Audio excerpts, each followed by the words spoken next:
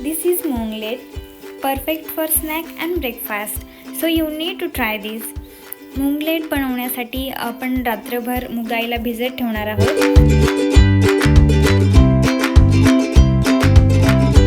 मी इथे 1 वाटी मूग डाळ भिजत घातली होती. आता आपण याची फाईन पेस्ट तयार करून घेऊया.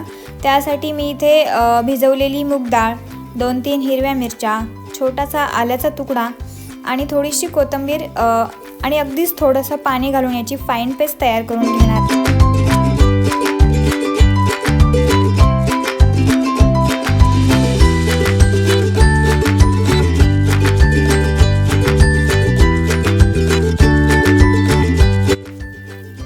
यामध्ये 2 ते 3 चमचे तांदळाचं पीठ, 1 चमचा जिरा, चवीपुरतं मीठ आणि थोडासा ओवा.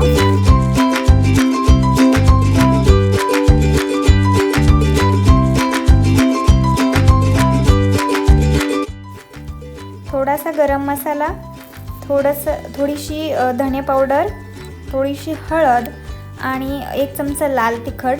आता आपण याला छान मिक्स करून घेऊया.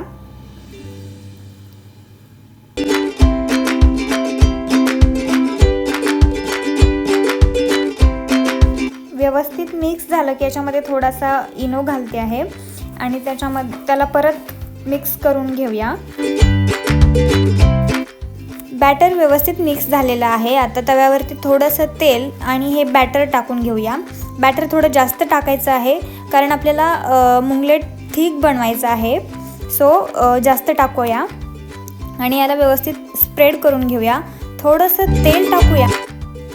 आता यावरती थोडेसे तीळ टाकूयात आणि आपलं मुंगलेट छान असं एक साईडनं परतलं की मग याला फ्लिप करून घेऊया.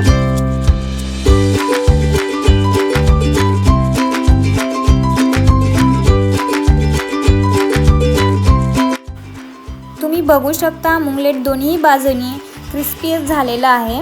आता याला पिझ्झासारखं कट करून घेऊया. याच्यावरती थोडेसे चिली फ्लेक्स, थोडंसं बटर आणि थोडीशी कोथिंबीर टाकूया आणि मस्त एन्जॉय करूया. अशाच नवीन हेल्दी रेसिपी हव्या असतील तर चॅनलला सबस्क्राईब करा आणि कॉमेंट लाईक करायला विसरू नका.